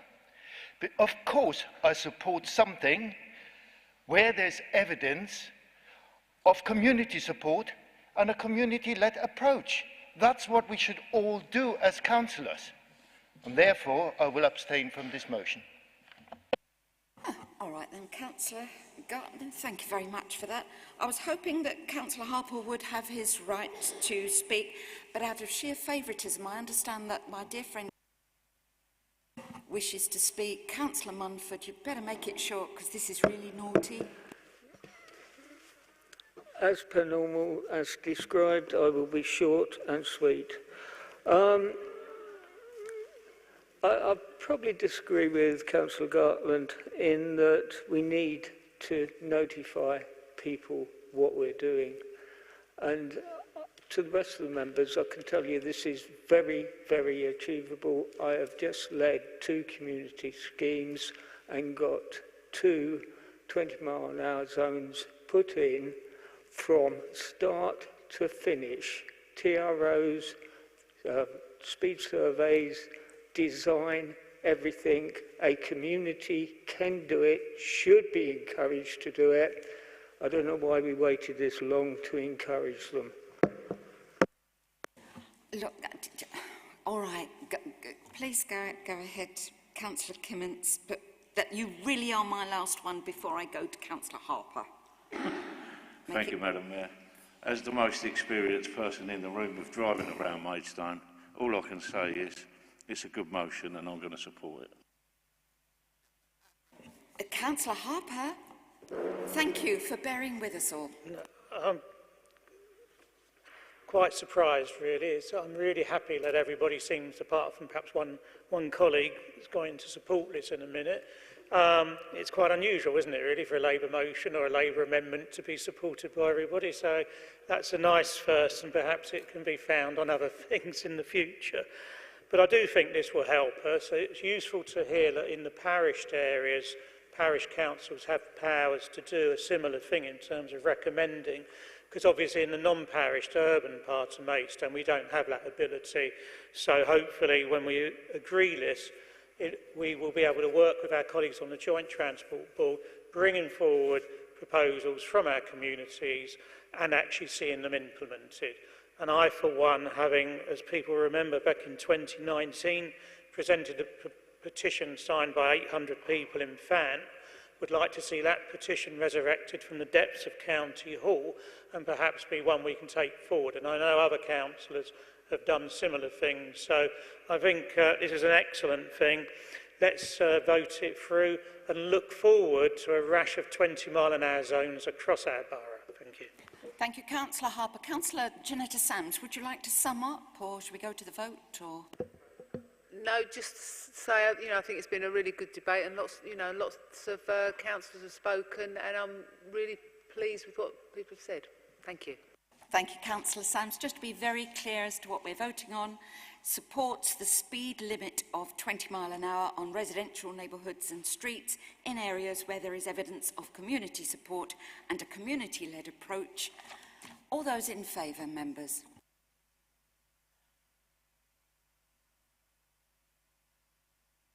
All those against? Did I allow you enough time? I'm sorry. It's okay, but it's obvious, yeah. Are there any abstentions? One abstention.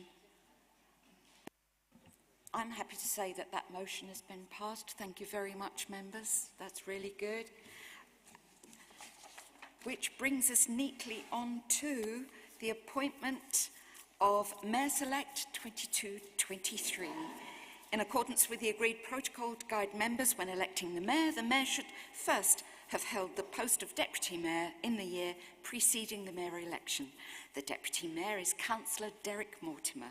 I look to Councillor Clark to move the motion. Thank you, Madam Mayor.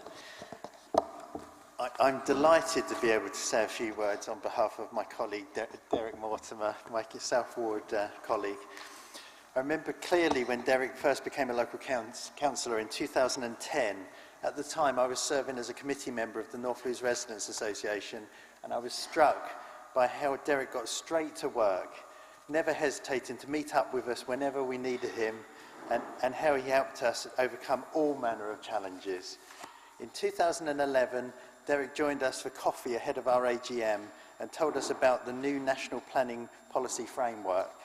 He emphatically told us that if we wanted to have a say in planning locally, we would need to develop a neighbourhood plan.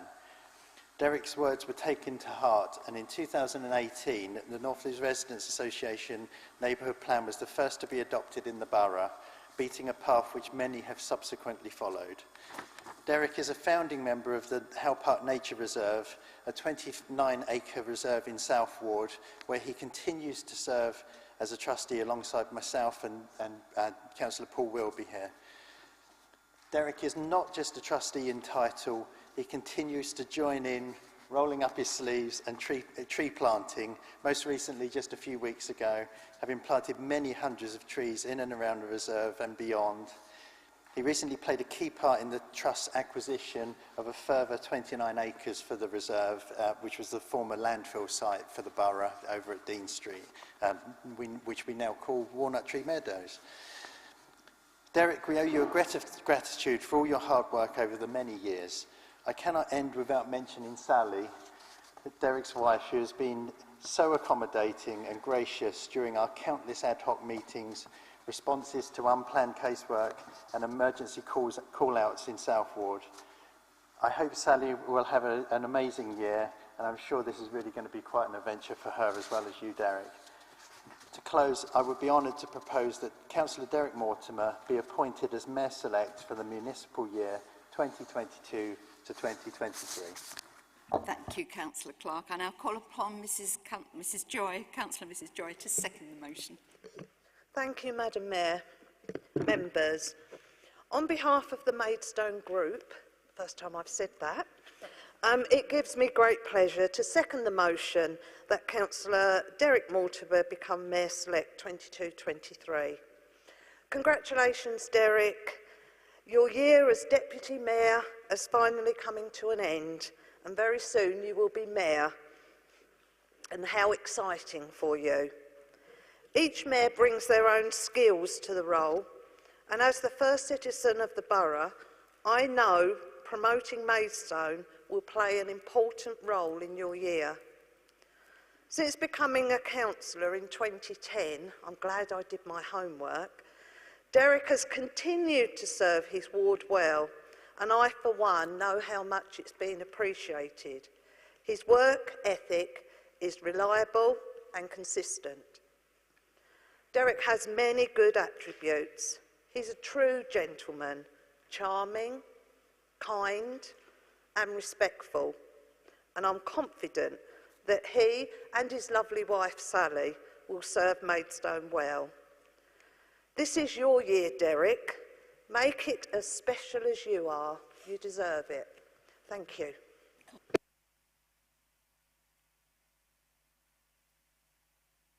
Councillor Burton for the Conservative Group.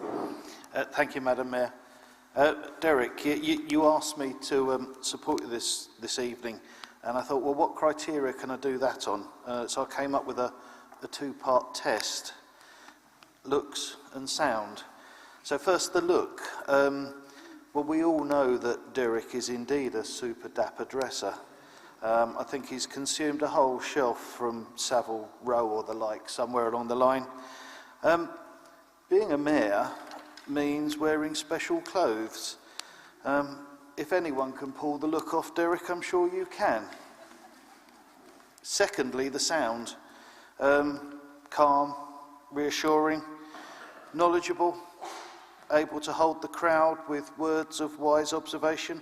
Well, I've seen you in practice as deputy, and I think you've got it. Therefore, I conclude that if he looks like a mayor and sounds like a mayor, he must indeed be an excellent mayor in the making. I'm therefore, on behalf of the Conservative Group, delighted to support your nomination. Thank you, Councillor Burton. Councillor Munford for the Independent Group. Thank you, Madam Again, Mayor. I was told to keep this very short, and I always do as I was told. Oh, sorry. Derek, congratulations. You're a gentleman, and you have the support of me and the Independent Group, and we look forward to your, what I would have called a tour of duty. Thank you, Councillor Mumford. And Councillor Margaret Rose. Thank you, Madam Mayor. I'm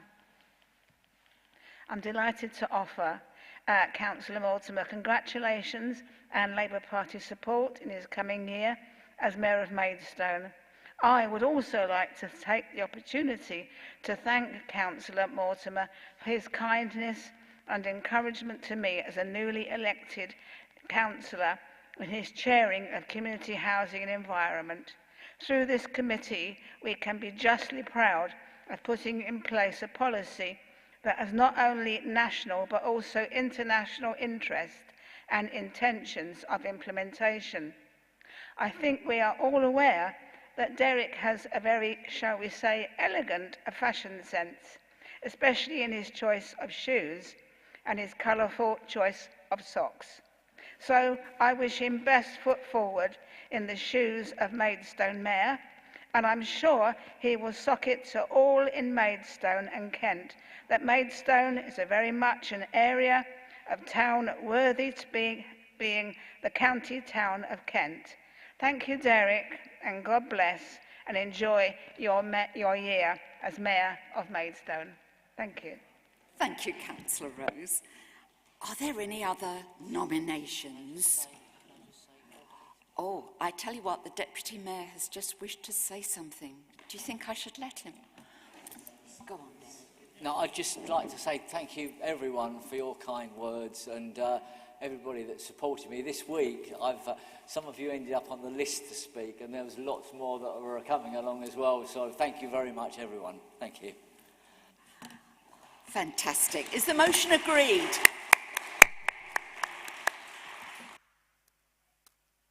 Agreed. Wonderful. Derek has been a fantastic deputy. We've really worked so well together, and it's an honour to say that he's going to be Mayor next year.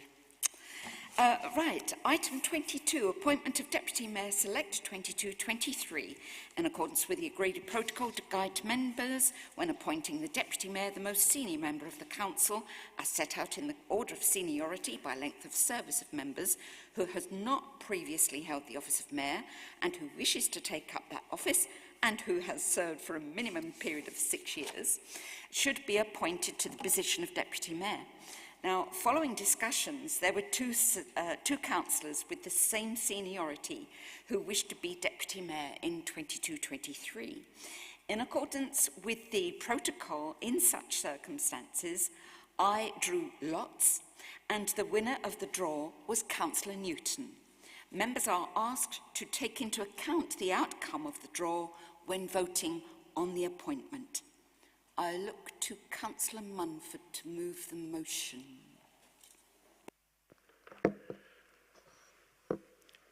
Yeah, this is an honour again. Gordon's been my colleague for 10 years and been advising me. Taken none of it. He's totally committed to his ward. I am sure that he will be committed to Deputy Mayor and later on, hopefully, Mayor. I will leave my long speeches till May, so therefore I'd like to propose that Councillor Gordon Newton be appointed as Deputy Mayor Select for the municipal year 2022 to 2023. I have Councillor Nagy. Are you going to second? Thank you, Madam Mayor. It's an honour and a privilege to second the motion tonight on behalf of the Liberal Democrat Group. We do go back a long way, Gordon and I and our families. So to be doing this tonight, it is an honour and a privilege.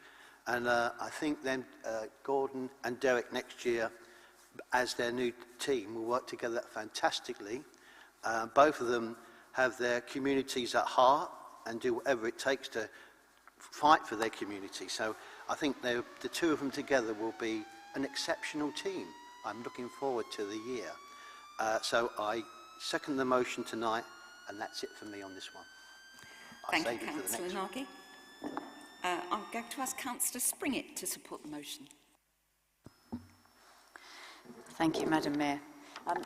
Gordon, we're of the same vintage in councillor terms as you were first elected in May 2011, which was the same year as I was first elected. Our wards lie adjacent to each other, which means we often have had cause to work together on numerous issues over the years, as our views often align. You're very conscientious, you work very hard for your residents, and you are very deserving of the chance to represent the borough in the role of Deputy Mayor. With your friendly, relaxed manner, I'm sure you'll make an excellent Deputy Mayor this year, and you will offer invaluable support to our newly nominated Mayor, Councillor Mortimer. Therefore, I'm very pleased to support the nomination of Councillor Gordon Newton for the position of Deputy Mayor for the municipal year 2022 to 2023. Thank you. Thank you, Councillor Springett. Councillor Cox for the Maidstone Group. Thank you very much, Madam Mayor. When I was first asked to do this, I sat there and I thought of all the things I'd love to say, and then I was rung again and asked, please keep it very short as you're only supporting, and there will be lots of other opportunities to say how marvellous Councillor Gordon Newton is. So therefore, I, from the Maidstone Group, support the nomination of Councillor Gordon Newton for Mayor Select 22-23. Thank you. Thank you, Councillor Cox. Councillor Harper for the Labour Group to support the motion. Yeah, on behalf of the Labour Group, I'm very happy to support the election of Gordon to be Deputy Mayor next year. We can say more at the AGM when we get there in May, but just to say Gordon has done an excellent job representing his ward of Downham and Otham, and with his interest and experience, he will be an excellent Deputy Mayor, and I'd just like to say congratulations, Gordon, on behalf of everybody here tonight. Thank you, Councillor Harper.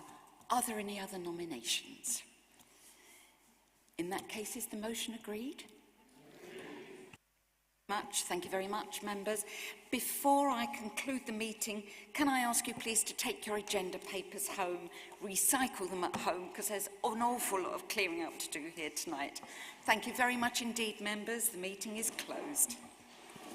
Please be upstanding for I worship the Mayor.